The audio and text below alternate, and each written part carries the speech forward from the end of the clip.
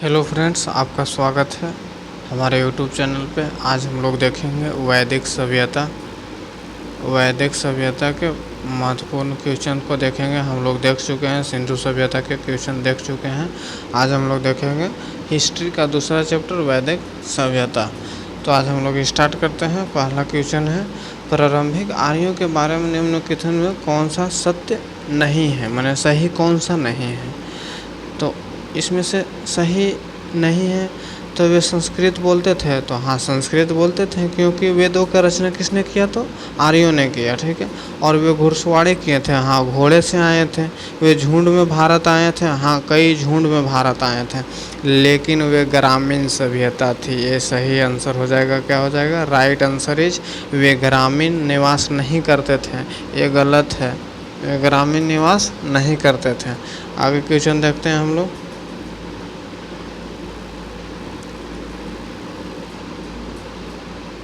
कहता है, इनमें से किस फसल का ज्ञान वैदिक काल के लोगों को नहीं था? तो तंबाकू को नहीं था। ये तो हम लोग को पुर्तगाल वाले सिखाएं। पुर्तगाल वाले आकर सिखाएं। कितना में आए थे? 1498 में पहला वास्को डिगामा आया था, ठीक। अब आगे देख, और दूसरा बार पुर्तगाल कब आया था? तो 1502 में दूसरा बार पुर्तगाली आए थे भारत में। ये भी आप लोग ध्यान रखेंगे, ठीक है। अब आगे हम लोग तीसरा क्वेश्चन देखते हैं। तीसरा क्वेश्चन है, किस वेद में सभा को नरेष्ट अर्थात समूह वाद विवाद अलुंघनीय कहा गया है, जिसे उल्लंघन नहीं किया जा सकता है? तो किस में कहा गया है? अथर्ववेद में कहा गया है। C is the right answer. Rigveda में कुल कितने मंडल हैं? तो ऋग्वेद में कुल 10 मंडल है। अब किस रचना में नारी को सूरा और पाशा के साथ 3 प्रमुख बुराइयों में शामिल किया गया है? तो मैत्रेयी संहिता में शामिल किया गया है। सूरा और पाशा के साथ शामिल किया गया है। गायत्री मंत्र की रचना किसने की थी? तो गायत्री मंत्र की रचना विश्वामित्र ने की थी। विश्वामित्र ने की थी। विश्वामित्र ने किया था। विश्वामित्र ने कहा था। इसे धनुर्वेद के उपवेद को ज्ञानी को विश्वामित्र कहते हैं। कौन सा? धनुर्वेद के ज्ञानी को क्या कहते हैं? यह एक उपवेद है, इसके ज्ञानी को क्या कहते हैं? विश्वामित्र कहते हैं। क्या कहते हैं? विश्वामित्र कहते हैं। विश्वामित्र कहते हैं। 7वां, अवस्था और ऋग्वेद में समानता। अवस्था किस देश के? ईरान की है, ठीक है। अवस्था किस क्षेत्र में संबंधित है? तो ईरान से है। ये पारसी लोगों की ग्रंथ है। अवस्था किसकी है? पारसी लोगों की ग्रंथ है। जो किससे समानता दर्शाती है? तो ऋग्वेद से समानता दर्शाती है। उसी का कॉपी पेस्ट है, समझिए। आर्य शब्द का शाब्दिक अर्थ। तो आर्य शब्द का शाब्दिक अर्थ श्रेष्ठ होता है या तो कुलीन होता है। अभिजात भी इसको कह सकते हैं, अभिजात भी कहा जाता है। अभिजात भी कहा जाता है। और इनका बहुत सारा नाम है। पूर्व वैदिक काल या ऋग वैदिक संस्कृति का काल किसे माना जाता है? तो पूर्व वैदिक काल 1500 से पूर्व और एक उत्तर होता है। तो उत्तर हो जाएगा 1000 से 600, लेकिन पूर्व यहाँ बोला है तो पूर्व हो जाएगा 1500 से 1000 ईस्वी तक। उत्तर वैदिक संस्कृति का काल किसे माना जाता है? तो उत्तर वैदिक, देखिए यहाँ उत्तर वैदिक बोला है तो B is the right answer हो जाएगा। क्या? 1000 से 600। और कहता है, किस देवता के लिए ऋग्वेद में पुरंदर कहा गया है? ऋग्वेद में इंद्र को क्या कहा गया है? पुरंदर कहा गया है। ऋग्वेद में इंद्र को पुरंदर कहा गया है। इंद्र किनके देवता थे? तो वर्षा के देवता थे।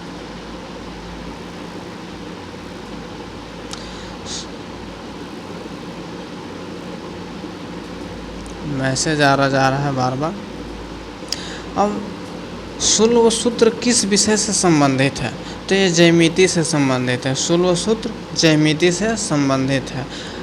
अच्छा बताइए, शुल्ब सूत्र किससे संबंधित है? ज्यामिति से। और ज्योतिष विद्या से कौन सा संबंध है? आप लोग कमेंट कीजिएगा। अष्टोमा सद्गमय किस वेद से लिया गया है? किस वेद से? तो ऋग्वेद से लिया गया। अष्टोमा सद्गमय ज्योतिर्मय निर्गमय कहाँ से लिया गया है? ऋग्वेद से लिया गया है। किस वेद में जादुई माया और वशीकरण देखिए, डायरेक्ट इसका आंसर मारिएगा कहाँ? अथर्ववेद। जितना भी जादू टोना इस प्रकार का है सभी कहाँ से लिया गया है? अथर्ववेद से लिया गया है। ऋग्वेद में सबसे पवित्र नदी किसे माना गया है? सरस्वती को माना गया है। यह किसे माना गया है? सरस्वती को माना गया है। अब कहेगा ऋग्वेद में सर्वाधिक किस नदी का उपयोग किया गया है? किस नदी का नाम लिया गया है? तो सिंधु नदी का। ठीक है, 100 बार लिया गया है। कितना बार? 100 बार उपयोग हुआ है सिंधु नदी का नाम ऋग्वेद में। और ऋग्वेद को क्या कहा जाता है? तो नदियों का वेद कहा जाता है। नदियों का वेद किसे कहा जाता है? ऋग्वेद को कहा जाता है। इसमें गंगा नदी का 1 बार वर्णन है, यमुना नदी का 3 बार वर्णन है, और सबसे पवित्र नदी सरस्वती नदी है, और सबसे ज़्यादा उपयोग सिंधु नदी है। 3 कर्मों पगों में 3 लोक को माप लेने के कारण किसे उपक्रम कहा जाता है? किसे उपक्रम कहा जाता है? तो इसका राइट आंसर हो जाएगा विष्णु। तीनों लोकों का ख्याल रखने वाला किसे कहा जाता है? तो विष्णु को कहा जाता है। पुराण की संख्या कितनी है? तो 18 है। कितनी है? 18 है। पुराणों की संख्या कितनी है? 18 है। अब आगे क्वेश्चन है कि वैदिक धर्म का मुख्य लक्षण इनमें से किसकी उपासना था? ठीक है, इनमें से किसकी उपासना था? तो इसका राइट आंसर हो जाएगा प्रकृति की उपासना थी। किनकी उपासना? प्रकृति की उपासना थी। आगे देखते हैं हम लोग। तथा निम्नलिखित में से वह दस्तकारी कौन सी है जो आर्य द्वारा व्यवहार में नहीं लाई गई थी? जैसे कहा जा रहा है इसमें कि कौन सा ऐसा काम था जो आर्यों को द्वारा नहीं लाया गया था? तो लुहार गिरी था। क्या था? लुहार गिरी। क्योंकि लोहा का खोज तो 800 में हुआ है। अब आर्य कब आए थे? लगभग 1500 के आसपास आए थे, 1500 BC के आसपास आए थे।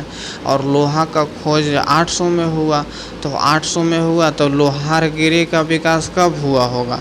100-200 साल बाद हुआ होगा। और इसके बाद 200 साल बाद वैदिक सभ्यता का समाप्त हो गया, फिर महाजनपद शुरू हो जाता है। तो इसीलिए यहाँ लोहारगिरी का काम इन लोगों ने नहीं लाया, याद रखिएगा, बहुत महत्वपूर्ण है। आदि काव्य की संज्ञा किसे दी जाती है? आदि काव्य की संज्ञा किसे दी जाती है? तो रामायण को दी जाती है। किसे? रामायण को दी जाती है आदि काव्य की संज्ञा। निम्न में से कौन मूलतः जल या तो जल के देवता किसे कहा जाता है? जल को देवता वरुण को कहा जाता है। किनको? वरुण को कहा जाता है। Is the right answer. अब कहा जाता है पतंजलि कौन था? पतंजलि कौन था? तो पाणिनि के संस्कृत व्याकरण अष्टाध्यायी का एक टीकाकार था। कौन था? टीकाकार था। टीकाकार B is the right answer. उत्तर वैदिक काल के वेद विरोधी और ब्राह्मण विरोधी धार्मिक अध्यापकों को किस नाम से जाना जाता था? तो इसका राइट आंसर हो जाएगा सी, श्रवण। किसे? श्रवण। आप एक और नाम सुने होंगे श्रवण कुमार। तो वे नहीं थे कि वे वेद विरोधी नहीं थे, ऐसा नहीं मानिएगा उनको। वेद विरोधी और ब्राह्मण विरोधी, ब्राह्मण जो राजपूत और ब्राह्मण जिसे कहते हैं, तो उसके विरोधी वाले को किसे कह देते हैं? उसके श्रवण कुमार कहते हैं। ठीक है, जिस प्रकार जो लोग साग सब्जी खाते हैं उसे वेज कहते हैं, और जो नहीं खाते हैं उसे नॉन वेज कहते हैं। तो उसी प्रकार जो विरोध करते थे उसे श्रवण कहते हैं। भारत के किस स्थल की खुदाई से लोहे प्राप्त हुआ है? तो अंतरजी खेड़ा यूपी में है, 800 में हुआ है। लोहे की खोज यूपी में है, जो भारत में पड़ता है। ठीक है, अंतरजी खेड़ा। अच्छा, पूछेगा एक और कि भारत के सर्वाधिक जनसंख्या वाला राज्य, तो यूपी ही है। कौन सा है? यूपी है सर्वाधिक जनसंख्या वाला राज्य। कौन सा वेद असंत गद्य रूप में लिखा गया है? तो गद्य रूप में यजुर्वेद लिखा गया, और पद रूप में भी इसी को लिखा गया है। पद और गद्य दोनों रूपों में लिखा गया है। पद और गद्य दोनों रूपों में यजुर्वेद को लिखा गया है। सभा और समिति प्रजापति की 2 पुत्रियां का उल्लेख किस वेद में मिलता है? सभा और समिति का 2 पुत्रियों का वर्णन किस में मिलता है? तो अथर्ववेद में मिलता है। इसका right answer is the B हो जाएगा। उत्तर वैदिक काल में किस देवता को सर्वोच्च स्थान प्राप्त था? उत्तर वैदिक काल में किस देवता को सर्वोच्च स्थान प्राप्त था? तो इसका राइट आंसर प्रजापति हो जाएगा। अच्छा, इंद्र कब था? तो इंद्र था पूर्व वैदिक काल का देवता कहा जाता है। और गुस्सा वाला किस है? जैसे जानवरों का या तो गुस्सा वाला, रुद्र तो शिव को भी कहा जाता है। विष्णु जीवन का देवता माना जाता है। किस वेद में प्राचीन वैदिक युग की संस्कृति के बारे में सूचना दी गई है? प्राचीन वैदिक संस्कृति के बारे में सूचना दी गई है, तो ऋग्वेद में दिया गया है। किस में दिया गया है? ऋग्वेद में दिया गया है। ठीक है, अब आगे हम लोग देखते हैं, निम्नलिखित में से उत्तर वैदिक काल में लिखे गए ग्रंथों का सही क्रम कौन सा है? तो इसका राइट आंसर हो जाएगा वेद, ब्राह्मण, अरण्यक और उपनिषद। वेद 4 है। ठीक है, ब्राह्मण 6 और अरण्यक की संख्या ऐसे तो नहीं पता है, अब बता नहीं सकते, लेकिन अरण्यक उसे कहते हैं जो जंगलों में लिखा गया है। कहाँ? जंगलों में लिखा गया है, उसे क्या कहते हैं? अरण्यक कहते हैं। और उपनिषद की संख्या 108 है।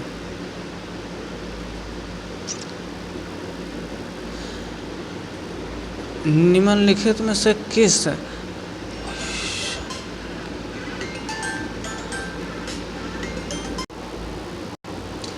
हाँ, तो हम लोग देख रहे थे निम्नलिखित में से किसका संकलन कॉल आ गया था, थोड़ा सा रुक जाइए आप लोग। हो गया है। अब देखते हैं हम लोग 30 नंबर क्वेश्चन। तो कहता है निम्नलिखित में से किसका संकलन ऋग्वेद पर आधारित है? तो किसका है? तो सामवेद का है। सामवेद को साम का अर्थ होता है संगीत। साम का अर्थ क्या होता है? संगीत। और भारत में संगीत का जनक किसे कहा जाता है? भारत में संगीत का जनक किसे कहा जाता है? तो इसे सामवेद को कहा जाता है। किसे कहा जाता है? सामवेद को कहा जाता है। किसे कहा जाता है? सामवेद को भारत में संगीत का जनक कहा जाता है। इसमें अधिकांश जो सूक्त हैं वो कहाँ से लिए गए हैं? ऋग्वेद से लिए गए हैं। ठीक है, सारे गामा जो पदनी है वो भी ऋग्वेद से लिया गया है। निम्नलिखित में से कौन सा प्रत्यस्त त्रयी में शामिल नहीं है? प्रत्यस्त त्रयी में शामिल नहीं है, तो भागवत गीता शामिल नहीं है। सी इज़ द राइट आंसर हो जाएगा, भागवत गीता शामिल नहीं है। अच्छा, उपनिषद की संख्या कितनी है? 108 है। ठीक है, और यहाँ क्या लिखा हुआ था? भागवत गीता वही गीता वेद का एक, महाभारत का एक अंग है भागवत गीता। अब 32 नंबर देखते हैं, ऋग वैदिक युग की प्राचीनतम संस्था कौन सी थी? प्राचीनतम संस्था कौन सी थी? राइट आंसर हो जाएगा विदत। ठीक है, प्राचीनतम संस्था विदत थी। ये सर्वाधिक बार अगर पूछेगा कि ऋग्वेद में किस सभा का या संस्था का सर्वाधिक वर्णन है तो विदत हो जाएगा, 100 बार से अधिक है। अच्छा, अब कहेगा कि किस संस्था में महिलाओं का शामिल होना प्रतिबंध था तो समिति में नहीं शामिल हो सकती थी महिलाएं, समिति में नहीं शामिल हो सकती थी महिलाएं। इसमें इसका वर्णन 9 बार है, इसका वर्णन 100 बार से अधिक है, और सभा का वर्णन कितना बार है तो 8 बार है। ये ग्रामीण लोगों की थी और ये अमीर लोगों का था। ठीक है, ये अमीर लोगों का था, संस्था था। अब ब्राह्मण ग्रंथ में सर्वाधिक प्राचीन कौन थे तो शतपथ ब्राह्मण सबसे प्राचीन है। Shatapatha Brahmana is the right answer हो जाएगा। ठीक, आर्यों में आर्टिक होम, आर्टिक होम मतलब ध्रुवों पर, उत्तरी ध्रुव किसने बताया था तो बीजी तिलक ने बताया था। किसने बताया था? बीजी तिलक। अब बताइए मध्य एशिया, आर्यों का स्थान मध्य एशिया किसने बताया था तो मध्य एशिया किसने बताया था तो ये हो जाएगा Max Muller, MAXMULLAR, Max Muller ने बताया था। किसने बताया था? Max Muller. और एक क्वेश्चन और है कि तिब्बत किसने बताया था? आर्यों का स्थान तिब्बत किसने बताया था तो ये बताया था दयाराम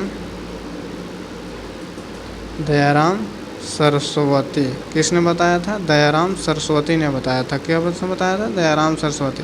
मध्य एशिया किसने बताया था? मैक्स मूलर ने बताया था। और आर्कटिक होम, आर्कटिक होम मतलब उत्तरी ध्रुव किसने बताया था तो बीजी तिलक, बाल गंगाधर तिलक, बाल गंगाधर तिलक।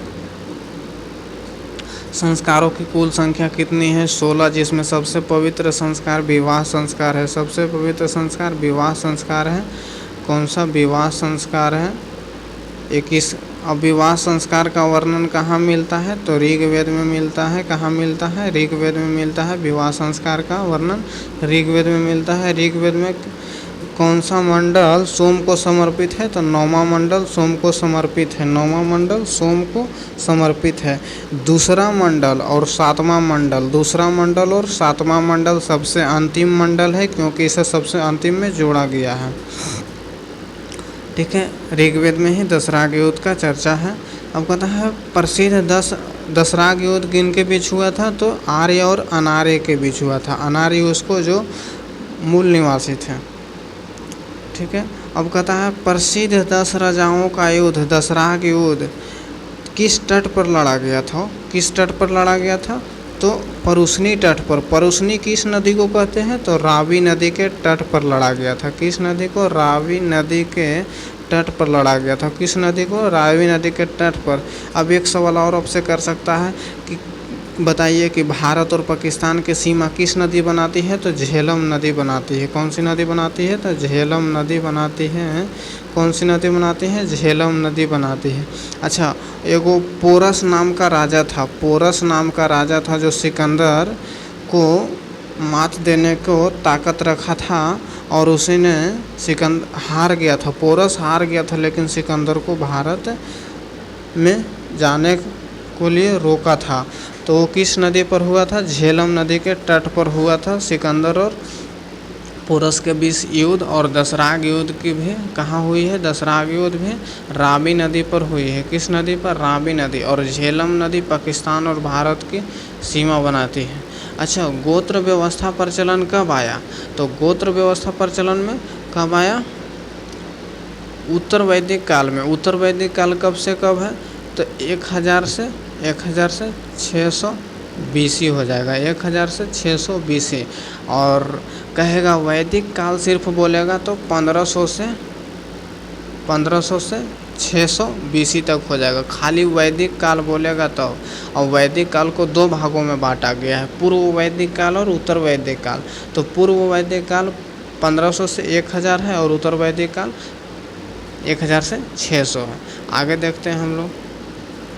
कहता है भारत के राज्य चीन में प्रयुक्त होने वाला शब्द सत में जयते किस उपनिषद से लिया गया है?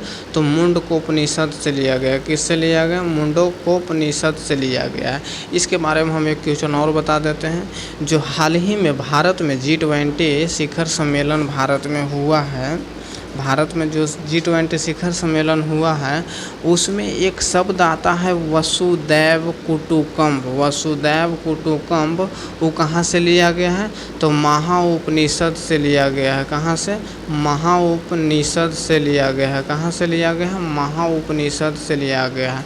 किससे लिया गया है? महाउपनिषद से लिया गया। वसुदैव कुटुंबकम किस उपनिषद से लिया गया है? तो उपनिषद से लिया गया है। महाउपनिषद से लिया गया है। आगे देखते हैं अब हम लोग। ऋग्वेद आर्यों का मुख्य व्यवसाय क्या था? अच्छा, कहता है ऋग्वैदिक में आर्यों का मुख्य पेशा क्या था? ऋग्वेद में क्या बताया गया है आर्यों का मुख्य पेशा? तो पशुपालन था। क्या था? पशुपालन। और साथ में कृषि भी था। कृषि था उत्तर वैदिक काल में। क्या था? उत्तर वैदिक काल में था कृषि, क्योंकि लोहा का आविष्कार हो जाने के बाद लोहा के आविष्कार हो गया था 800 में। ठीक है, 800 में। तो लास्ट में आया क्या? कृषि आया लास्ट में। ठीक है, आप इसका भी ख्याल रखेंगे। 800 से 600 ईसा पूर्व काल किस युग से जुड़ा हुआ है? तो 800 से 1000, 800 से 600 ईसा पूर्व किस युग से जुड़ा हुआ है? तो ब्राह्मण युग से जुड़ा हुआ है। इसी समय में ब्राह्मणों का ज़्यादा विकास हुआ। ब्राह्मणों का ज़्यादा विकास हुआ। और उत्तर वैदिक, ये तो ब्राह्मण युग उत्तर वैदिक काल का युग है। 800 से 600 उत्तर वैदिक काल चल रहा है अभी। और इसी समय पर जाति जो है, जाति जैसे लोहार क्या करेगा और पंडित क्या करेगा, ये सब जो है राजपूत का क्या काम है, तो ये सब वंशानुगत हो गया था। क्या सब हो गया था? वंशानुगत हो गया, माने वंश के आधार पर चलने लगा था उत्तर वैदिक काल में। इसी कारण ब्राह्मण युग भी इसे कहा जाता है उत्तर वैदिक काल को। चरक संहिता नामक पुस्तक किस विषय से संबंधित है? तो चिकित्सा से कौन संबंधित है? किससे? चिकित्सा मतलब वही क्लिनिक सिस्टम, क्लिनिक, ठीक है, दवाई बीरो से। प्रथम विधि निर्माता कौन है? तो प्रथम विधि निर्माता मनु को कहा जाता है। मनु स्मृति इसने लिखा, मनु को कहा जाता है विधि निर्माता। ठीक है, अब कहता है किस काल में अछूतों की अवधारणा स्पष्ट रूप से उदित हुई थी? कहता है किस काल में अछूतों की अवधारणा स्पष्ट रूप से उदित हुई था? तो धर्मशास्त्र के काल में हुआ था। किस में हुआ था? धर्मशास्त्र के काल में। उत्तर वैदिक के काल में क्या हुआ था? वंशानुगत हो गया था। किसका? जाति व्यवस्था वंशानुगत हो गया था। ऋग्वैदिक काल में, वैदिक काल किसे कहते हैं? आर्यों को काल के ऋग्वैदिक काल कहते हैं। ठीक है, अब कहता है व्रीहिर शब्द किस लिए प्रयुक्त होता है? तो व्रीहिर चावल को कहते हैं। क्या कहते हैं? चावल को कहते हैं। गेहूं को क्या कहते हैं? जौ को क्या कहते हैं? ये भी हम आपको बता देते हैं। क्या कहते हैं? जौ को। तो जौ को कहते हैं औ। क्या कहते हैं? जौ को औ कहते हैं। क्या कहते हैं? और चावल को क्या कहते हैं? तो गोधून कहते हैं। क्या कहते हैं? गोधून। क्या कहते हैं? गोधून कहते हैं। और चावल को व्रीहिर कहते हैं और गेहूं के गोधून कहते हैं और जौ को औ कहा जाता है। क्या कहा जाता है? औ कहा जाता है। गायत्री मंत्र देवी सावित्री को किस पुस्तक में मिला है? गायत्री मंत्र किससे में लिया है? तो ऋग्वेद से लिया गया है। किससे? ऋग्वेद से लिया गया है। ऋग्वेद में कितने मंडल है? तो 10 मंडल। कौन सा? सोम को समर्पित है, तो 9वां मंडल सोम को समर्पित है। लास्ट में कौन जोड़ा गया? दूसरा और 7वां लास्ट में जोड़ा गया। अच्छा, भारत में संगीत का जनक किसे कहा जाता है? तो सामवेद को कहा जाता है। किसको कहा जाता है? सामवेद को कहा जाता है। आगे बढ़ते हैं हम लोग, पीछे वाला भी ध्यान में रखते चलिए। सबसे प्राचीन वेद कौन सा है? तो सबसे प्राचीन वेद ऋग्वेद है। सबसे पुराना ऋग्वेद है। सबसे बड़ा ऋग्वेद है। सबसे बड़ा वेद कौन सा है? बड़ा वेद ऋग्वेद है। कौन सा है? ऋग्वेद है। कौन सा है? ऋग्वेद है। और पहला कौन सा है? तो ऋग्वेद है। इसमें 10 मंडल है। ठीक है, अब कहता है 48 नंबर क्वेश्चन, निम्नलिखित में से कौन भारतीय दर्शन को आरंभिक विचारधारा है? कौन सा है? विचारधारा, आरंभिक विचारधारा कौन सा है? इसका डी नंबर सांख्य दर्शन हो जाएगा, सांख्य। अब कहेगा कि बुद्ध का अधिकतम उपदेश कहाँ से लिया गया है, तो बुद्ध का अधिकतम उपदेश सांख्य दर्शन से लिया गया है। किससे लिया गया है? सांख्य दर्शन से। योग्य दर्शन पतंजलि हो जाएगा। आगे बढ़ते हैं। अब कहता है प्राचीनतम विवाह संस्कार का वर्णन करने वाला विवाह सूक्त किसमें प्रयुक्त पाया जाता है? कहता है प्राचीनतम विवाह संस्कार का वर्णन करने किस में पाया जाता है, तो ऋग्वेद में। जिसे हम लोग के विधि विधान जिसको कहते हैं वो प्राचीन काल के किस काल में किस में लिखा हुआ है, तो वह ऋग्वेद में लिखा हुआ है। ठीक है, उसका जो क्या कहते हैं उसे, जो उसमें कार्यक्रम होता है उसका किस में वर्णन है, तो ऋग्वेद में वर्णन है। अब कहता है आगे क्वेश्चन कहता है 50 नंबर, कहता है ऋग्वेद में अघन्या वध योग नहीं, वध योग जिसे मारा नहीं जा सकता है। ठीक है, और ऋग्वेद में किसे अघन्या शब्द का प्रयोग किया गया है, तो गाय के लिए अघन्या शब्द कहा गया है। अष्टकर्णी भी इसी के लिए कहा गया है, अष्टकर्णी, अष्टकर्णी भी इसी के लिए कहा है। अष्टकर्णी का अर्थ होता है बहुत मूल्यवान वस्तु, बहुत मूल्यवान वस्तु। और इस समय ऋग्वैदिक समय में ये गाय के लिए युद्ध होता था। क्या? गाय के लिए युद्ध होता था जिसे गविष्ट कहा जाता है। क्या कहा जाता है? गविष्ट कहा जाता है, गविष्ट कहा जाता है। गाय के लिए युद्ध होता था उसे गविष्ट कहा जाता है। क्या कहा जाता है? गविष्ट कहा जाता है। गाय के लिए युद्ध होता था जिसे क्या कहा जाता है? गविष्ट कहा जाता है, गविष्ट कहा जाता है। अब कहता है निम्न में से कौन सी स्मृति प्राचीनतम है? कौन सी स्मृति प्राचीनतम है, तो मनु स्मृति प्राचीनतम है। C number is right answer हो जाएगा। आगे देखते हैं वैदिक नदी कुंभ, कुंभ या तो काबुल जिसको कहते हैं आज लोग, कहाँ पर स्थित है, तो अफगानिस्तान में स्थित है। कहाँ स्थित है? अफगानिस्तान में स्थित है। आरंभिक वैदिक संहिता सर्वाधिक वर्णन नदी है, तो सिंधु नदी सर्वाधिक वर्णित नदी है, सर्वाधिक वर्णित नदी है। सरस्वती सबसे प्रसिद्ध नदी है। क्या है? सबसे प्रसिद्ध नदी सरस्वती नदी है। और गंगा का 1 बार वर्णन है, यमुना का 3 बार वर्णन है, और सिंधु नदी का 100 बार से अधिक बार वर्णन है। सिंधु नदी का सतुंदरी नदी। आर्य शब्द इंगित करता है, आर्य शब्द किसे इंगित करता है, तो श्रेष्ठ वंश को इंगित करता है। मतलब इसका कहना है कि ये श्रेष्ठ है, इससे ऊपर कोई नहीं है। ठीक है ना, आर्य का मतलब होता है। और वैसे भी संस्कृत पढ़ने वाले को ही कहा जाता है कि संस्कृत में ही भगवान प्रकट होते हैं। ठीक है, तो इसीलिए इन लोग अपने आप को श्रेष्ठ कहता था, या तो कुलीज कहा जाता था। कुलीज, क्या कहा जाता था? कुलीज कहा जाता था। श्रेष्ठ या तो कुलीज कहा जाता था। आगे देखते हैं 55 नंबर क्वेश्चन, कहता है वैदिक समाज की अवधारणा इकाई क्या थे, तो इसका अवधारणा इकाई कुल था। क्या था? कुल। मतलब सबसे छोटा इकाई क्या था? कुल। मतलब कुल से शुरू हुआ, कुल है। उसके बाद परिवार, इसी को कहा जाता है परिवार। किस? परिवार इसी को कहा जाता है। उसके बाद ग्राम हो जाएगा, उसके बाद हो जाएगा जिस प्रकार आज हम लोग देखते हैं जिला को, उसी प्रकार बिष्ट होता था, बिष्ट। ठीक है, उसके ऊपर राज होता था, उसके ऊपर राज्य जो राज करता था उसे राजा कहा जाता था। मनुस्मृति मुख्यतः संबंधित है, किससे संबंधित है, तो ये समाज व्यवस्था से संबंधित है। समाज में क्या हो रहा है, क्या चल रहा है, इसके बारे में वर्णन किस में है? मनुस्मृति में है। किस में है? मनुस्मृति में है। अब हम लोग कुछ मौखिक प्रश्न कर लेते हैं। ठीक है, संस्कृत का आविष्कार किसने किया, तो आर्यों ने किया। पर उसने किस नदी को कहा जाता है? रावी नदी को कहा जाता है। तंबाकू का खोज किसने किया, तो तंबाकू भारत में किसने सर्वप्रथम सिखाया लोगों को, तो पुर्तगालियों ने सिखाया। ठीक है, जो पहला बार 1498 में आया था और दूसरा बार 1502 में आया था। नरिष्ठ किसे कहा जाता है, जिसे उल्लंघन नहीं किया जा सकता है। नरिष्ठ सभा को कहा जाता है जिसे उल्लंघन नहीं किया जा सकता है। अच्छा, विश्वामित्र किसे कहा जाता है, तो धनुर्वेद को ज्ञानी को विश्वामित्र कहा जाता है। शुल्बसूत्र रचना। ठीक है, अब कहता है मध्य एशिया किसने बताया था आर्यों का स्थान, मैक्स मूलर ने। उत्तरी ध्रुव बाल गंगाधर तिलक। और तिब्बत किसने बताया था, तो दयाराम सरस्वती ने बताया था। ठीक है, और वसुदैव कुटुंबकम कहाँ से लिया गया है, तो महाउपनिषद से लिया गया है, जो G20 का क्या था, शब्द था।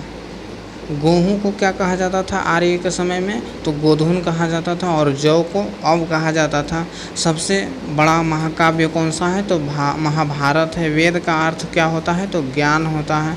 ऋग्वेद के ज्ञानी होत्री और सामवेद के ज्ञानी को उद्गाता कहते हैं, और यजुर्वेद के ज्ञानी को अर्वुर कहते हैं, अर्वुर, ठीक है। अथर्ववेद के ज्ञानी को वृहता कहते हैं, ठीक है। और ऋग्वेद में सिंधु नदी का सबसे ज़्यादा वर्णन है, और सबसे पुराना और सबसे बड़ा वेद कौन सा है, तो ऋग्वेद है, ठीक है। ऋग्वेद में 21 नदियों का वर्णन है। कितने नदियों का, 21 नदियों का वर्णन है, और इसे नदी वाला वेद कहा जाता है, इसीलिए इसको नदी वाला वेद भी कहा जाता है। गाय को अघन्या, न मारे जाने वाले पशु, या तो अष्टकर्णी। अष्टकर्णी का अर्थ क्या होता है, तो अष्टकर्णी उसे कहते हैं जो बहुत मूल्यवान होता है, ठीक है। अब वेद त्रयी में किसे शामिल किया गया, तो वेद त्रयी में शामिल कौन कौन सा है, वेद त्रयी में ऋग्वेद है, सामवेद है और यजुर्वेद है। और इसमें अच्छा पूछेगा वेद त्रयी में कौन सा वेद नहीं है, तो अथर्ववेद नहीं है, जिसे सबसे लास्ट में जोड़ा गया है। सामवेद को भारत में संस्कृत का जनक कहा गया। इसमें 8 स्वर होते हैं, सारे गामा पद नि सा रे का, ठीक है। और 4 वेद है।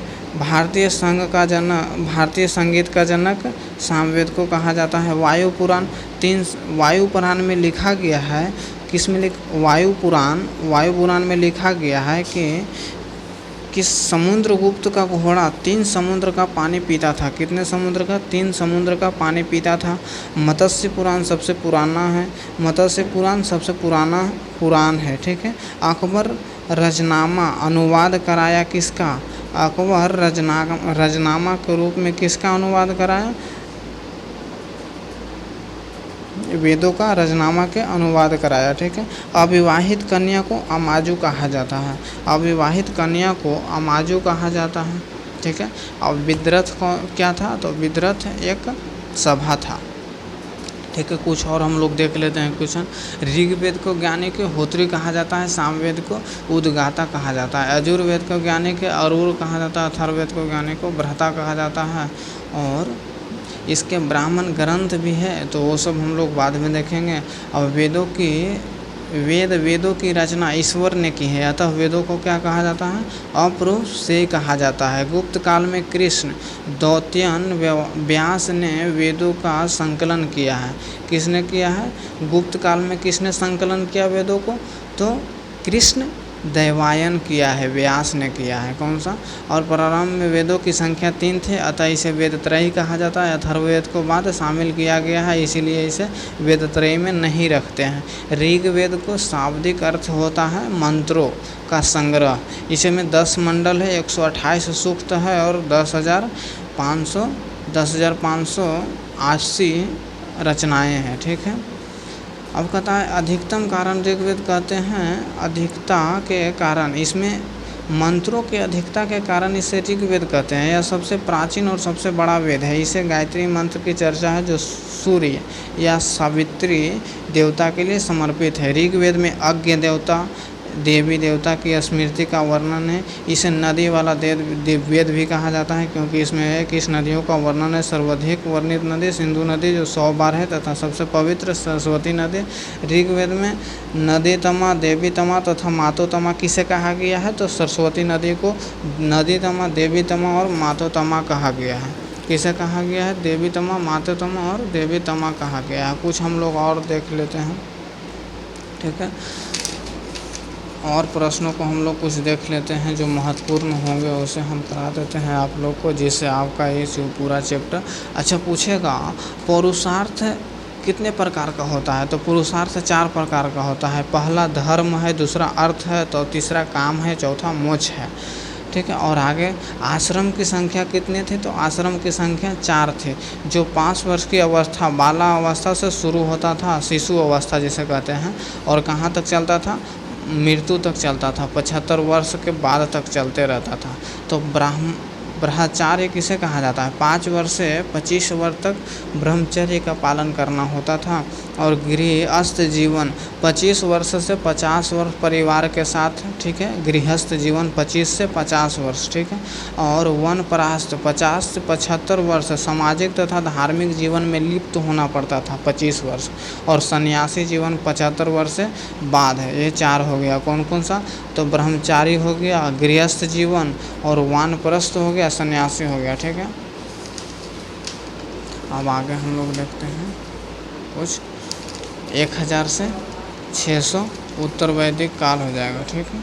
अब आगे देखते हैं। हाँ, ऋग वैदिक काल में समाज व्यवस्था के आधार पर 4 वर्गों में बांटा गया। ब्राह्मण वेदों की जानकारी, योद्धा, रक्षा करता था, वैश्य व्यवसाय और कृषि, शूद्र सेवा करना या तो श्रमिक, ठीक है।